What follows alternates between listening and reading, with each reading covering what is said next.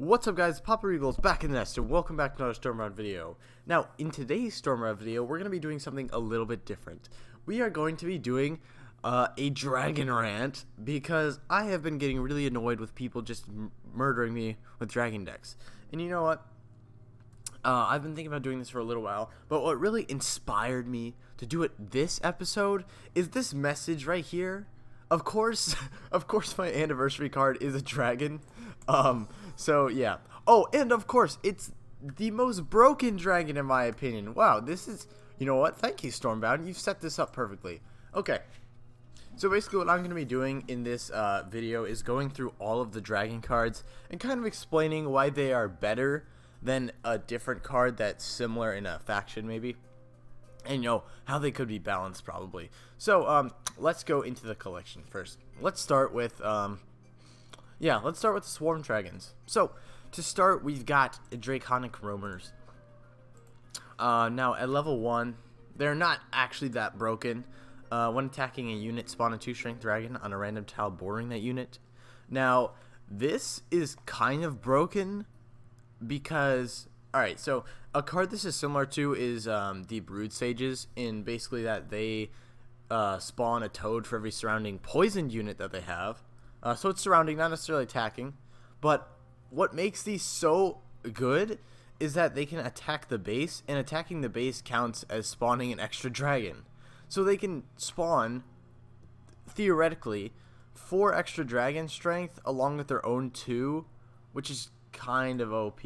And then it gets way worse when you come up here. Dude, level 5, spawn a 4 strength dragon on a random tile bordering that unit. If they use like Rain of Frogs or something, you can just run through and spawn 8 strength for 4 value mana. That's like, it's really strong. Now I'm not gonna say this is that broken or anything. You can definitely counter it. Now Zuri Lord of Life, I actually do not have a problem with. She's pretty balanced actually, because the whole point is to go straight up through a front line and then drop some strength. So I don't have a problem with this. Obviously at level 5 she's a lot better, but like the other cards are better than she is, which is kind of annoying. But also, this isn't the big problem. Nobody abuses Zuri Lord of Life. Like, nobody does that. So that's not the big problem, okay? I'll show you the big problem. Not right now though. We're going through the factions first. Okay. Broken Earth Drakes. This is really similar to a Toxic Sacrifice or Crimson Sentry, except it's better, because basically what it does is, if you read it, if not bordering a base when it dies, deal 3 damage to all non-dragon units. So if you make your deck out of dragons, you're gonna send this little kamikaze fella in and just blow everything up, and then the negative effects don't even count, because you can just get rid of them. But what they did with Shadowfen is they actually balanced it out, because basically they said the Crimson Sentry can now damage your own troops. So, like, why didn't they do that with this? Like, non-dragon units, if you're not using a dragon deck, you're screwed. It's kind of lame. And that's so much damage. Deal 7 damage to all non-dragon units? How much value can you get? Especially if they're using like a swarm deck, a swarm zoo deck. They just explode the entire board. It's like, I get that's the point, but like, it's so strong. Okay. Now we're gonna have to wait. I thought, here we are. Spellbinder Zavana. Now here's the thing. Here's the exception. I actually think all of the legendary dragons are fairly balanced, except for one, but we'll get there. I actually like these because of how like niche they are. Like, on play, all frozen enemies in front with 4 less strength gain 4 mana for each unit destroyed. Like, that's really cool. It definitely can set up some nice combos with Winter's Pact. So I don't really have a problem with this. But once again, you don't have a problem with Spellbinder Zavana. You rarely see them destroying your games by being overpowered. Like, even the max level one is 8 or less strength. But like, at level 5, everything's already over that anyways, so it's whatever. Alright, let's go down to Ironclad. Okay, Greengale Serpents. Now, the thing with Greengale Serpents is that, like, they're really weird. I haven't been destroyed by the Greengale Serpents before. Like, I haven't lost because of them. So like I'm not super angry about it. But the one thing they do is they have the 2 movement speed, which buffs the Ironclad faction so much because Ironclad doesn't have any 2 movement speed units. So this allows them to attack the base directly and basically takes care of the one weakness that Ironclad has. So like I don't know why they added this in, because it literally just makes Ironclad so much stronger because they can now attack the base directly. And then its ability is like kind of meh because sure, essentially you'll just be attacking every unit with 2 strength. Okay, that's fine. And then it gives another dragon 1 strength. That can be used for good value in like an equal levels match, but current levels it's not so bad. All right. Now the legendary dragon is Eloth the Ignited. I think Eloth the Ignited is he's pretty darn balanced. Couple reasons I think this are that he has no movement speed, so he can't attack sideways, which is obviously a big weakness if they're on your baseline. And his like fire damage thing isn't even that strong. At max level it does 7 damage, which is like good damage, don't get me wrong. But like it's not overpowered. Especially compared to something else they did with like Flaming Stream. Look at this, level 3 does 5 damage. Okay, we're not complaining about Flaming Stream. At least this video. Yeah, Eloth is balanced, but once again, you don't have a problem with Eloth. Please, let me know in the comments if you ever lost literally because they kept playing Eloth. If you've ever lost because they kept playing Eloth, leave it in the comments below. I'm expecting maybe 1 or 2 comments if you guys are all honest. Okay. Now, we're gonna go to Shadowfen. I have a big problem with Shadowfen's a dragon, but not this one. Wandering Worms, basically, it's like, I don't know, Wandering Worms are kind of weird. If you have advantage, like with another dragon on the field, or you just combo with spare dragonlings, then it becomes a problem, because basically this chop down your strongest unit, and the thing here is that a lot of effects in Stormbound are random, but this isn't. You know exactly where this attack is going, unless there's things with equal strength on the board. So, that's why I think this one is a little bit overpowered, because for once, you know exactly where your damage is going, and then you can plan off of that, instead of, for instance, Fell Flares, where sometimes you need to gamble and hope they go sideways to attack the people on your baseline so you don't die. But with these, if they have a really strong unit on your baseline, you know exactly where it's going. And that's why I think these guys are a little bit broken. But they're not too bad. Alright. Now, I have a big problem with Broodmother Cordia. Okay. She is overpowered. Look, okay. So, first of all, let's just look at her base stats. 5 strength, 1 movement. Okay.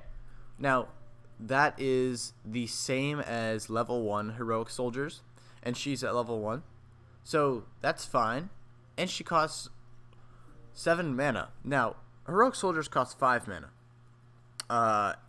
Yeah, so it's like, okay, heroic soldiers cost less, same strength, same movement speed, so what makes her so overpowered then? On play, spawn 3 nests on random surrounding tiles, which will hatch 3 strength dragons. Okay, this is so stupid, because you play Broodmother Cordia, even just at the straight 7 mana mark. Normally when you play a really expensive card that takes up all your mana, it kind of puts you in a bad position, unless you've already cleared out their side of the board. But with this, she basically makes insurance puddles behind her to make sure that you don't take her out immediately. Look, with these nests, which can be surrounding, so that means like literally anywhere, they can find any spot to go into. They still have 1 strength, okay? Even if you take them out before they hatch the dragons, they still have 1 strength. So essentially, she does what the Azure Hatchers do, except without death. So she'll spawn, then spawn her 1 strength toads, like in the case of the Azure Hatchers, and guess what? If you don't kill those toads, the next turn they gain 2 strength. It's like, it's ridiculous.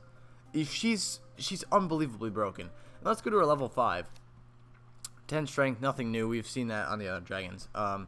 then which will add 7 strength dragons. If you don't kill these nests, that's 21 strength that's been thrown onto the board.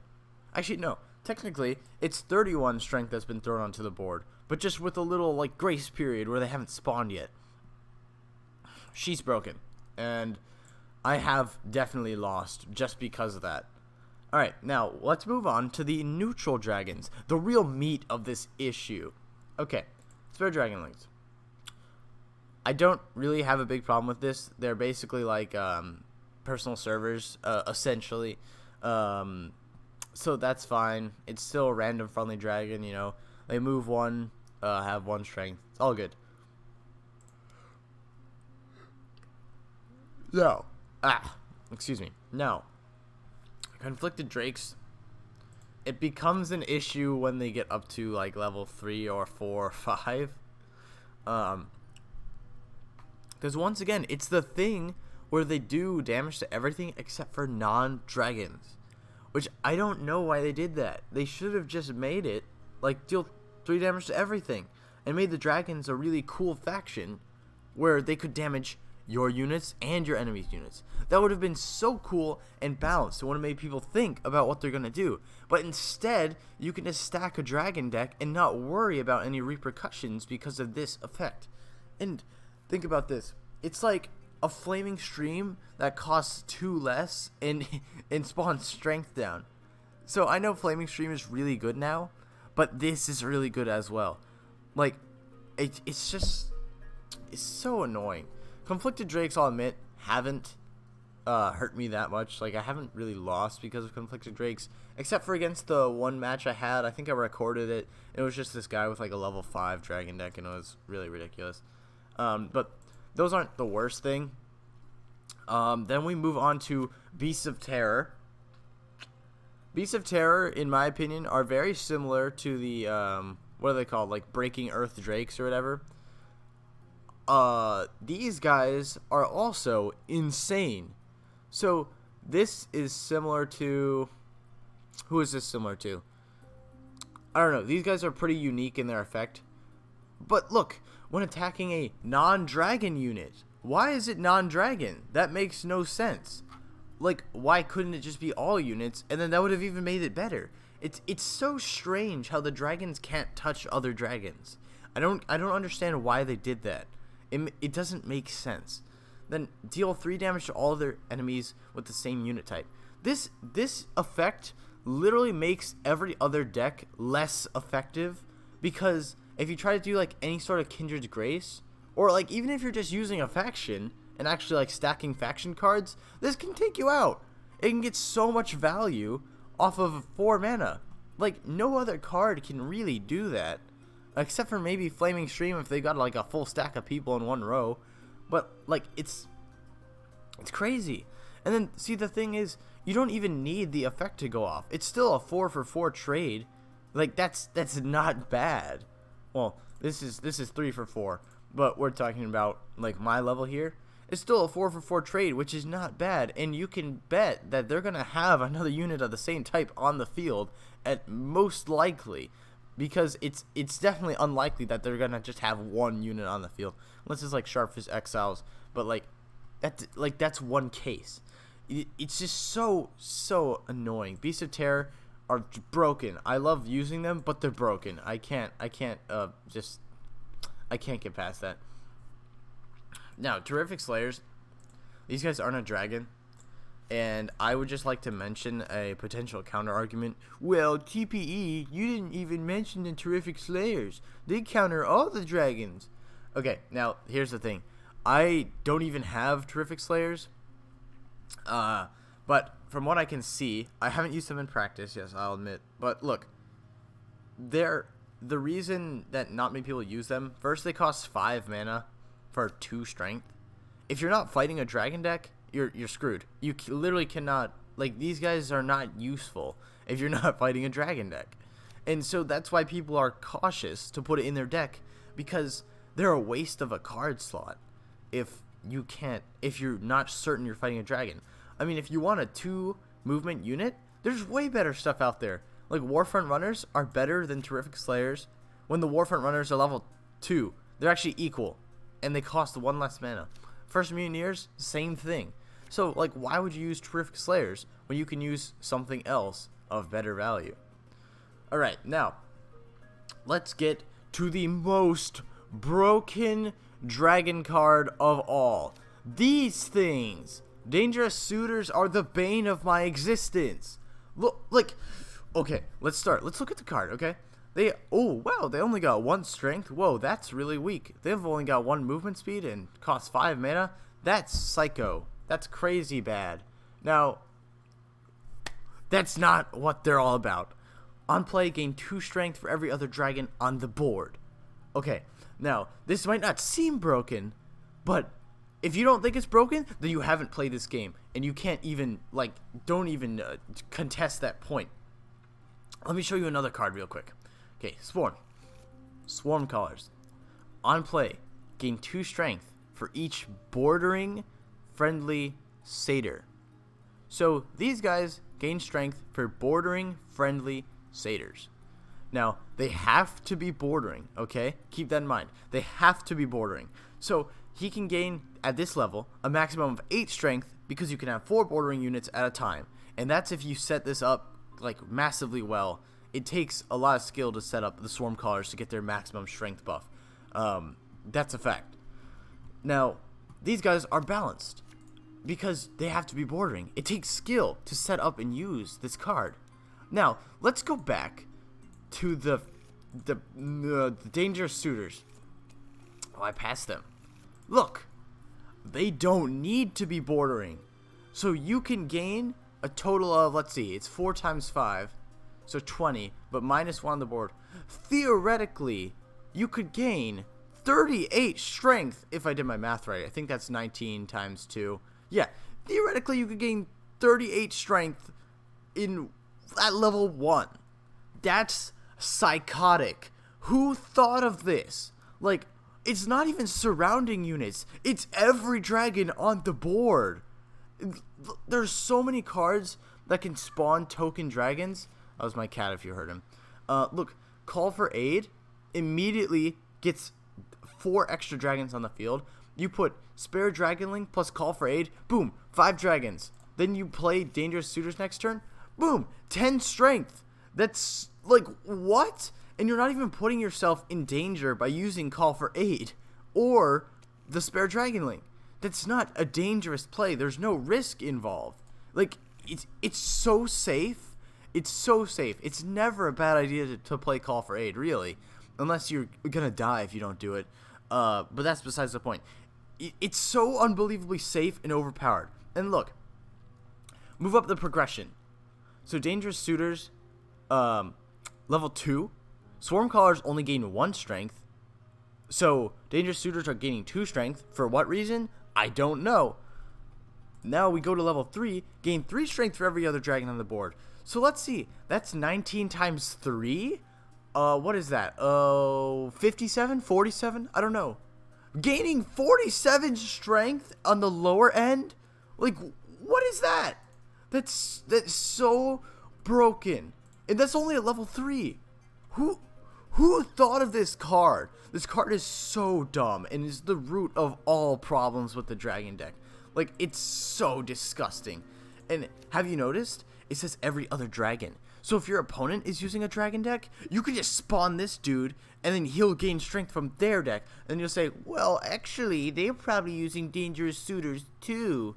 I don't care. The point is, you can use this guy to just yeet on your enemies whenever. It doesn't even have to be your own cards on the field to yeet on your enemies. It's so stupid. Look, let's go back to the Swarm Callers really quick. They have the exact same effect, really, except they're worse. Look, at level 5, they gain 4 strength for each bordering friendly satyr. That's a maximum of 16, and like I said, you need skill to set this guy up. Now, let's head back to the flippin' Dangerous Suitors. At level 5, gain 4 strength. But if you notice a key difference, the Swarm Callers have less starting strength, and they can't get times 19 on their strength bonus. And look, I get that these guys cost 2 more, but the thing is, it doesn't matter. That's not the important part. The important part is their ridiculous strength gaining capabilities that break the game and make it so unbalanced. So, like, this card is so stupid. I use it, but not a lot. I use it if I make a dragon deck, and I don't like to use dragon decks because I understand that they are cancer and they need to be stopped. Now, I know that Siren of the Seas is not a dragon, but I'm counting it as a dragon because it is included in the cards that I really hate right now. So, if you saw my last video, I was about to win, and then this guy spawns a Siren of the Seas on the 3rd row, and then he just walks into my base with the 8 strength and destroys it. Siren of the Seas is kind of broken as well. So even at level 1, you can guarantee that you're going to get at least 2 attacks in because it reduces the strength to 3. So this thing is the ultimate baseline clearing machine, because if they have like if they have a bunch of stuff on your baseline, like 8 strength, 11 strength, 10 strength, this will literally just walk across and take them out. Like, guaranteed. Because it's like a massive confinement that you just use on everybody. That's really, really, really good. It costs 10 mana, I get it. But at the point where this effect would be useful, you're probably already at 10 mana. Unless your opponent is using dangerous suitors, in which case, it could just be at 5 mana. But anyways, we're not talking about those anymore. So the guy killed me with a level 3 Siren of the Seas. Now this has 8 strength. So this means it has a guaranteed 3 attack, because it's not going to die after it attacks into everything else. So this gets stronger. This card gets stronger regardless of how high of a level everybody else is. If everybody's level 3, this card is still going to get more attacks than if it was level 1. It doesn't matter, because it does a blanket reduction. It doesn't say reduce strength to 4 as it levels up. It stays at 3. So when you get up here to level 5, which is extremely unlikely, by the way, unless you pay to win. But some people do that. And you know what? If you have the money, spend it. Sure, why not? But anyways, at level 5, Siren of the Seas has a guaranteed 4 attack on any strength units. It's like she uses confinement 4 times in a row. And now, this actually does become valuable, because I'm pretty sure confinement is 3 mana. Where is it? No, it's 4 mana. So yes, this is actually value.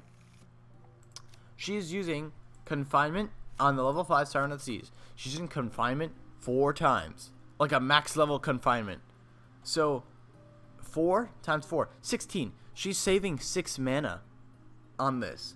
She uses confinement 4 times and can save the mana, and it's even more effective because she moves 3, so she can clear people out. Like confinement normally, sure, you use it, but there's nothing there to clean up the scraps.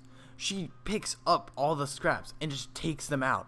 It's so unbelievably broken. And I'm glad not many people have a level 5 Siren of the Seas, because that's so unlikely that you'd actually achieve that. But it's still a thing. Okay, I think I covered all the dragons. Yeah, I'm pretty sure I covered all the dragons. So, yeah. I hope you guys, I guess, enjoyed my dragon rant, because these guys have been annoying me for a long time. You know, okay, I think that's over with. All right, but something I like to talk about is we are going to have a Discord Stormbound tournament at the end of the anniversary event. Me and some of the other Falcons in my server are still finalizing the brackets and rules and all that. So join the Discord. Join the Discord if you have not already, so you can possibly join the tournament and you know, get your battles uploaded to YouTube. But anyways, in other channel news, I need some other game suggestions, because I want to start branching out now that I can make videos way more often, because I think I'll keep the Stormbound content coming and then also mix some other stuff in between. So give me some ideas, preferably like free to play on PC right now, because my capture card is not functional, so I have to wait till another one comes in. That's the main reason why I've shifted to PC, Stormbound. So anything like free to play on PC, I'll be sure to check that out. Thank you guys in advance. Anyways, looks like that's gonna wrap it up for this video. Thank you guys so much for watching. Don't forget to leave a like. It'd be cool if you leave a comment. It'll be super if you would subscribe. See you guys next time.